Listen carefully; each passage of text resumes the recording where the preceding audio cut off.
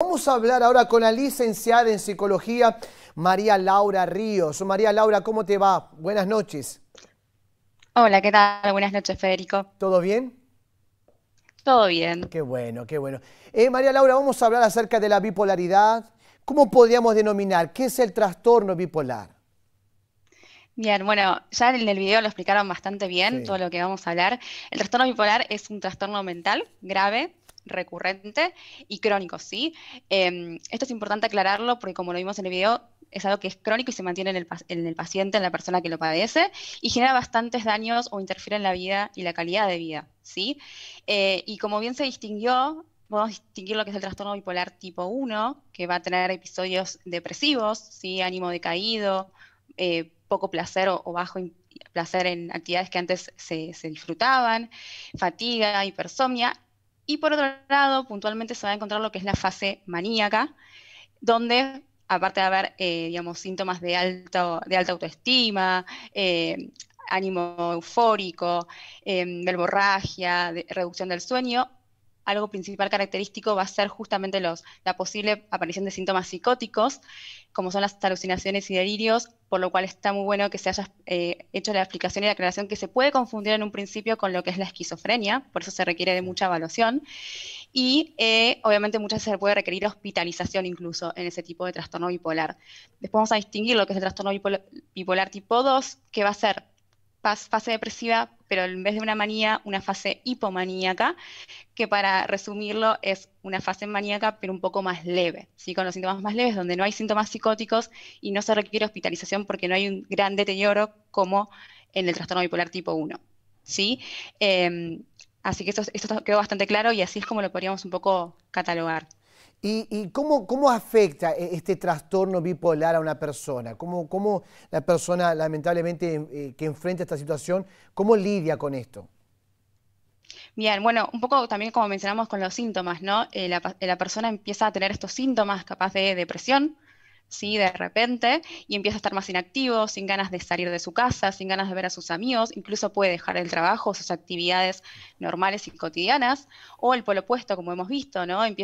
Capaz deja el trabajo porque se le ocurre un proyecto muy interesante, entonces renuncia y comienza otro proyecto, ¿sí? Que obviamente con estos pensamientos acelerados y etcétera, digamos, estos pensamientos quizás no son racionales en el momento, sino más emocionales, y empieza a afectar no solamente a la persona con estos síntomas que mencionamos, sino también y por sobre todo a las personas que están alrededor, ¿sí? Como vimos, a la familia, a las personas que conviven, a la pareja, a los hijos, ¿sí? Es algo que afecta a todo el ámbito familiar del paciente y por eso es importante también trabajar todo ese ámbito familiar.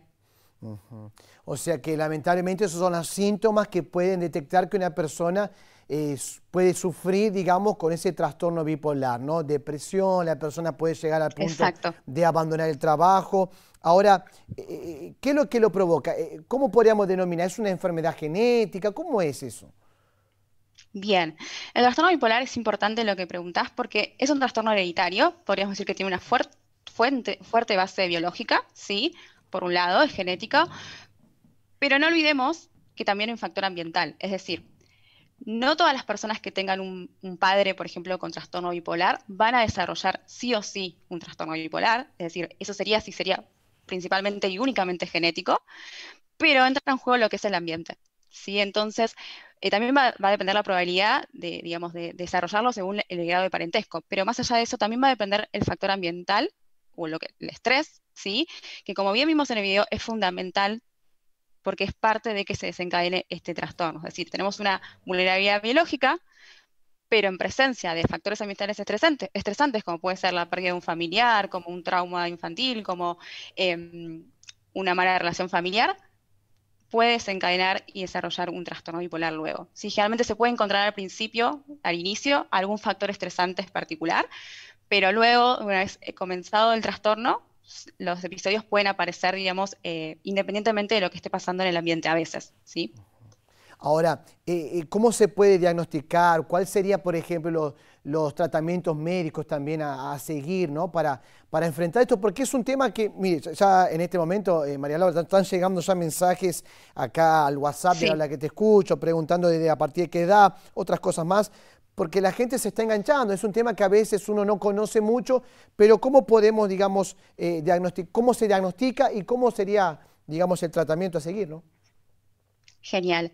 Mira, lo importante, como dijeron, la evaluación, primero tiene que ser una correcta evaluación para llevar a cabo este diagnóstico y lleva mucho tiempo muchas veces, ¿sí? También dependiendo en qué edad se empieza a desarrollar. Pero sí se tiene en cuenta que uno siempre cuando trabaja con los pacientes hace una línea de vida, ¿no? Para discriminar los distintos episodios que se presentaron o se pudieron haber presentado en su vida. Sí, generalmente el paciente viene con un episodio depresivo, pero no podemos quedarnos con esa foto, sino que tenemos que ver toda la película y ver todo el historial previo para ver si pudo haber aparecido otro episodio depresivo o episodios de hipomanía o manía. Y una vez que comienza a trabajar con el paciente, uno empieza a evaluar esos episodios, a ver cómo continúan en su línea de vida, ¿sí? Por eso uno tiene que estar atento a esta evaluación y no diagnosticar rápidamente por un síntoma, sino poder ver toda la película del paciente y poder ver si existieron otros episodios para poder hacer la evaluación. Y obviamente es necesario una evaluación interdisciplinaria, ¿sí? No solamente nosotros como rol de psicóloga en mi caso, sino también del psiquiatra, fundamental, e incluso se puede hacer también una consulta con neurólogo, ¿sí? Esto es importante porque la evaluación siempre es, además, con más de un profesional.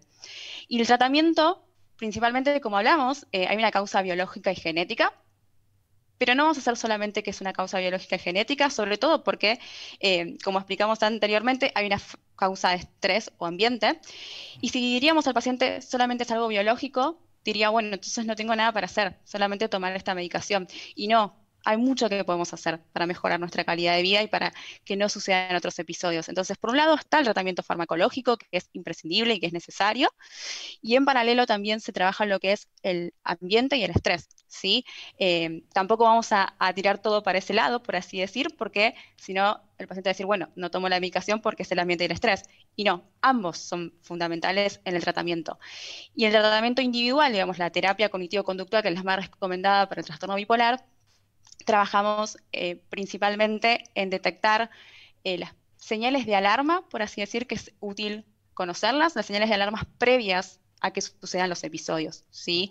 A registrar esos síntomas primarios, como por ejemplo en un episodio previo a manía, la persona puede empezar a tener menos sueño, a tener más ganas de hacer cosas sociales, se distrae, entonces llega tarde al trabajo porque está pensando en otras cosas, con otros pensamientos o proyectos que le están apareciendo, sí empieza a tener más ganas de estar con otras personas sexualmente, entonces empiezan a aparecer señales de alarma que vamos a trabajar con el paciente en sesión para poder detectarlos y poder registrar cuáles son esas señales para poder intervenir antes de que suceda el episodio. ¿Sí? Poder aplicar estrategias en ese momento para que podamos frenar este avance y que no se desencadene el episodio.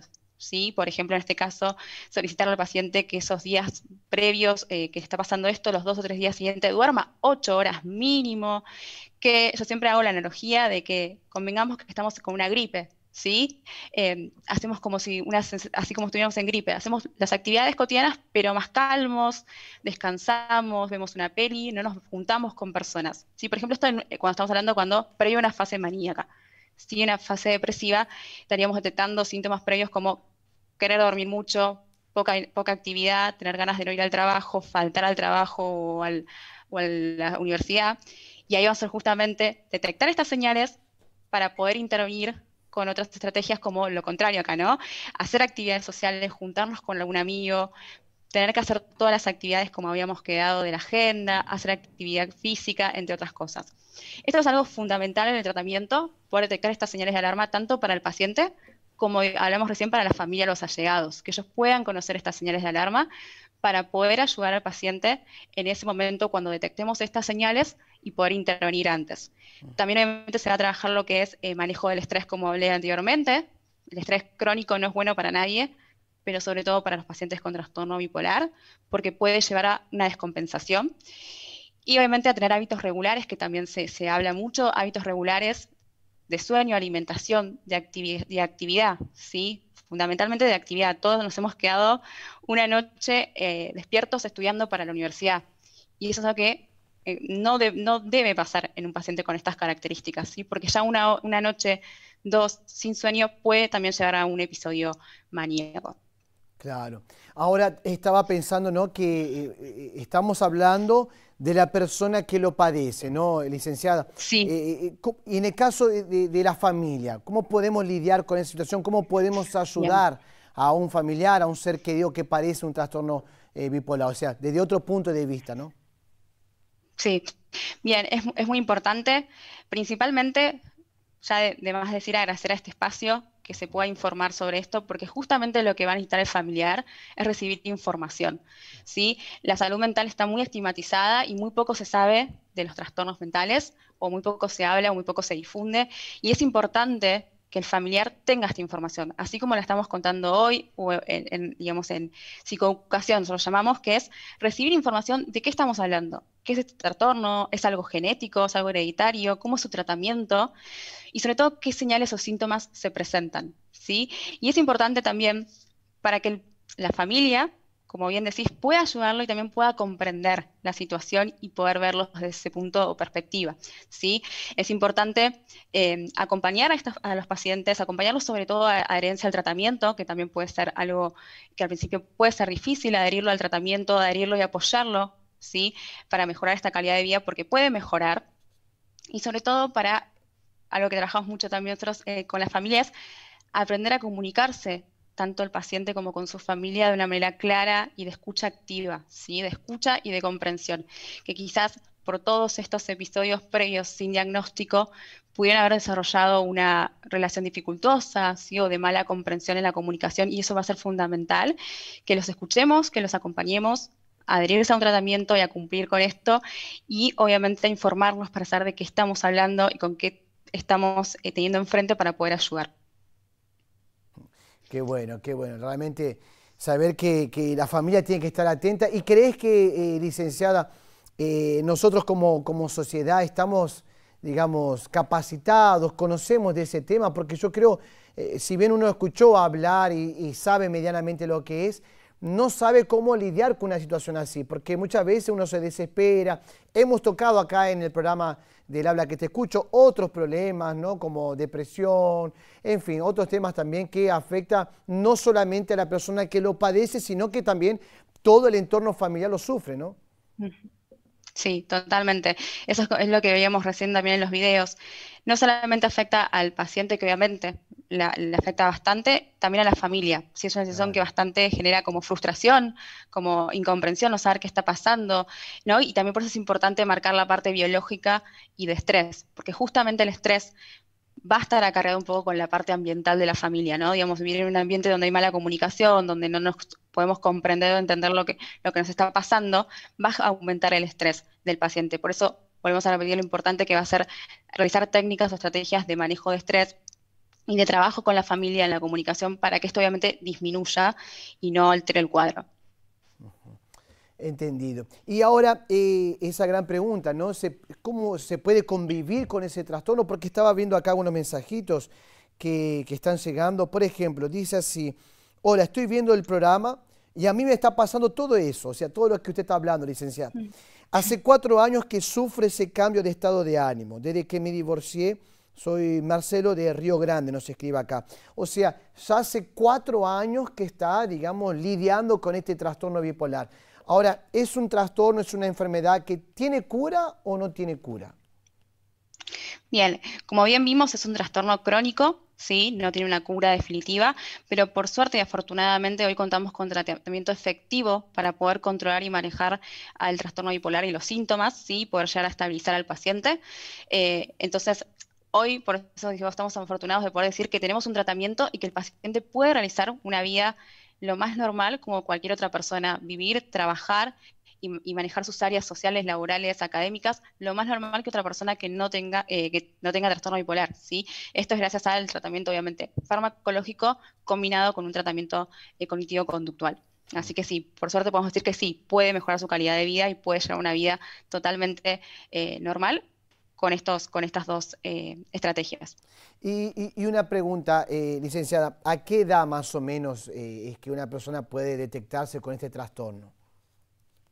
Los primeros síntomas empiezan a detectarse más que nada en la adolescencia y la edad temprana adulta, pero como es un diagnóstico que requiere mucha evaluación y que se pueda ver cómo evoluciona, a veces el diagnóstico se lleva un poco más tarde. Sí, capaz los primeros síntomas arrancan a los 17, 18 años, pero se puede llegar a diagnosticar definitivamente unos años después. Sí, eso puede ser por un tema de cuidado, de como vimos en el video, de una evaluación correcta y que se vea cómo es su evolución. Pero comienzan generalmente en la adolescencia y temprana adulta, digamos, la adultez, y muy rara vez se da, digamos, más grande, ¿no? A los 40, 50, muy rara vez ya se desencadena ahí, ¿sí? Pero puede pasar también, pero es más común en la adultez temprana. Claro. Acá tenemos nuestro compañero Ezequiel, que también está con nosotros acá en nuestros estudios. Tiene un mensajito que él quería leer para usted, por favor. ¿Cómo le va, licenciada? Muy linda noche para usted. Hola, ¿qué tal? En este caso dice así, ¿no? El mensaje que nos llega dice: hola, todo lo que está diciendo la doctora, la psicóloga, me está pasando. Ahora yo ya estuve en tratamiento médico, pero lo tuve que dejar por causa del COVID. Soy Janina. Así nos escribe ella, ¿no? Que a causa del COVID, ella por padecer el COVID, dejó aquella medicación que quizás ella estaba tomando a causa de esa bipolaridad, ¿no? Que ella estaba enfrentando. Sí, eso es cierto. Es verdad que con todo esto que está sucediendo a nivel mundial, puede haberse interferido lo que es el tratamiento tanto farmacológico como la terapia. Sí, hoy nos adaptamos a la terapia individual, pero es verdad que es muy difícil para muchos y es importante que si suspendiste ese tratamiento en breve, en cuanto puedas, busquemos la forma de obviamente retomar, porque obviamente, como dijimos anteriormente, es necesaria sobre todo la medicación, para estabilizarnos. Si es necesario, es un requerimiento que no podemos suspender y en cuanto, o sea, obviamente hay eventualidades y bueno, obviamente recomendarte que en cuanto puedas retomar nuevamente con el tratamiento farmacológico y en lo posible también la terapia porque es necesario. Pero bueno, justamente también que estamos hablando del estrés, la pandemia es un factor de estrés bastante importante, por ende, esos dos factores, no medicación y el estrés de la pandemia, no, digamos, no serían lo más conveniente. Así que nada, desearte lo mejor y que ojalá puedas retomar para poder volver a tener tratamiento. María Laura, estamos acá con muchos mensajes, no va a dar tiempo de Sí, leer todo y quizás atender la necesidad de cada uno específicamente, pero claro que con los consejos ya estamos, o ya estás, mejor dicho, orientando a mucha gente. Pero dice así: hola, mi hija hoy tiene 20 años, diagnosticada como trastorno límite de personalidad. La señora Lumira, la mamá, ¿no? de esta joven, dice que pregunta si esto abarca la bipolaridad. Ella sufre bien, el con trastorno, límite de personalidad, sí. trastorno límite. Genial, sí, el trastorno, buena pregunta porque de hecho algo que no aclara, que está bueno, es que muchas veces el trastorno bipolar tipo 2 puede también incluso confundirse en un principio con un trastorno límite, pero esto es algo de color que lo digo acá, pero no, aclarar que el trastorno límite de personalidad es un trastorno de personalidad justamente, es algo, digamos, distinto, no, digamos, no es igual que el trastorno bipolar ni entra en lo que es los mismos diagnósticos, ¿sí? O sea, es un trastorno de personalidad que tiene un componente también biológico y un ambiente, pero no estamos hablando, digamos, algo así como lo que es el trastorno bipolar, ¿sí? Algo más biológico, ni entra en sus características, en sus diagnósticos. Ahora, Pero comparten síntomas, puede ser que compartan ciertas características o sintomatología similar, un cambio de ánimo, ¿sí? Ciertas características comparten. Ahora, licenciada, estaba pensando, ¿no? ¿Qué consejo le podríamos dar a la persona? Porque tenía un mensajito acá que decía que Sí, la manera de, por ejemplo, lidiar con esta situación es justamente distrayendo con actividades. Por ejemplo, dice así: mi nombre es Gabriel Fernández, estuve tratado durante 2 años, medicado con estabilizadores y antidepresivos. Era o soy bipolar, dice. Me cuesta mucho salir, pero salí. Aprendí que es de la cabeza y la mayoría de las veces lo controlo. Hoy tengo una familia, 2 hijos y canalizo mucho los bajones con el deporte. Soy corredor de motocross actualmente. La adrenalina me mantiene vivo, dice. O sea, es como que la actividad, el deporte lleva a que la persona no esté ni depresivo ni sufra con los ataques bipolar. bien. Mira, algo interesante que está diciendo es que es verdad que cuando una persona tiene esta vulnerabilidad y está por entrar esto que hablamos en un episodio depresivo, se recomienda justamente realizar actividades, no tener como actividad para hacer en ese momento ir a correr. Bueno, dijo motocross, que si no me equivoco, escuché Sí. bien. Digamos, son actividades que pueden activarlo y justamente prevenir una posible recaída en lo que hablamos en un episodio depresivo. Ahora, quizás habría que tener en cuenta si tiene un trastorno bipolar, el nivel, si tiene manía o hipomanía, depende de cuál tipo de trastorno, porque a veces esa activación en exceso en situaciones donde estamos posibles a pasar a una manía puede ser también un desencadenante, ¿no? Eso habría que evaluarlo, pero me imagino que para el episodio depresivo, como menciona, lo ayuda muchísimo a activarse y seguir adelante. Eh, Estábamos acá, acá nuestro compañero Ezequiel estaba escuchando un audio. ¿Qué es lo que pregunta la señora? En este caso, licenciada, ella pregunta, ¿no? Como el audio es un poco largo, para resumirlo, ¿no? Ella dice si a causa de medicamentos, a causa de pastillas, puede ser que la persona, ella, debido a una medicación que ella está tomando, quizás, qué sé yo, calmantes o otras pastillas, ella puede llegar a padecer de esta bipolaridad. Mira, es una pregunta interesante. Hay ciertas sustancias, como por ejemplo el LSD u otras sustancias, digamos, en el sentido marco ilegal, que pueden generar síntomas similares e incluso desencadenarlo, ¿sí? Ahora, digamos, digamos, de medicamentos medicinales, yo no conozco algo puntualmente que exista que puede generarlo, pero puede ser, digamos, uno tendría que ver ahí los efectos colaterales para poder ver si es posible que desarrolle, digamos, si ella tiene una vulnerabilidad quizás de base biológica, que esa medicación lo desencadene. Pero eso, digamos, no lo he escuchado en el tema de medicamentos, pero puede ser, igual estaría bueno que lea como los efectos y se asesore. Sí sé con los abusos de sustancias o drogas que sí puede desencadenarlo, digamos, el abuso o el uso de esas sustancias, pero medicinales no lo he escuchado. Perfecto. Licenciada, queremos agradecer su participación en el programa en esta noche, ¿eh? Muy amable por los consejos y por todo. Gracias a ustedes y, como dije antes, gracias por ayudar a difundir sobre psicología y sobre salud mental para poder desestigmatizarlo. Hasta la próxima, muy amable.